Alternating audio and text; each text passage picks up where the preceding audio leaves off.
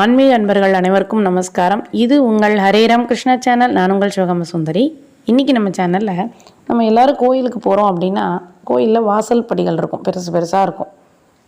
அந்த வாசல் படிகளை எல்லோரும் மிதிக்காமல் தாண்டி போவாங்க. சில பேர் குனிஞ்சு தொட்டு வணங்கிட்டு போவாங்க. நம்மளும் அதை பார்த்தோன்னே தொட்டு அப்படி வணங்கிட்டு போவோம்.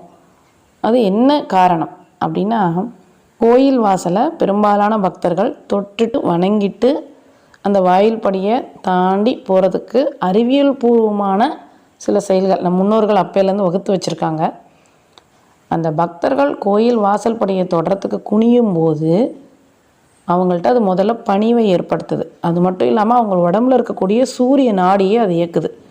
படிக்கட்டை தொட்ட பிறகு அந்த வலது கை விரல்களை நம் நெற்றியில் கொண்டு போய் புருவ மத்தியில், அந்த இடத்துல என்ன இருக்குன்னா ஆக்னியா சக்கரம்னு சொல்லுவோம், அந்த இடத்துல வச்சு நம்ம ஒரு அழுத்தம் கொடுக்கும் பொழுது நம்மக்கிட்ட இருக்கக்கூடிய தீய சக்திகள் விரட்டப்படுது.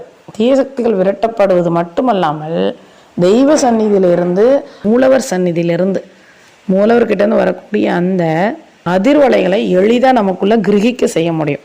அதனால் ஒவ்வொரு முறையும் நம்ம கோயிலுக்கு செல்லும் பொழுது அந்த படிகள் வாசல் படியை நம்ம தொட்டு நம்மளுடைய வலது கைகளால் அந்த விரல்களால் ஆக்னியா சக்கரம் சொல்லக்கூடிய 2 புருவங்களுடைய மத்தியில் நெற்றியில் ஒரு அழுத்தம் கொடுத்து பார்த்தா சில மாற்றங்கள் தெரியறதுக்கு வாய்ப்புகள் இருக்குது.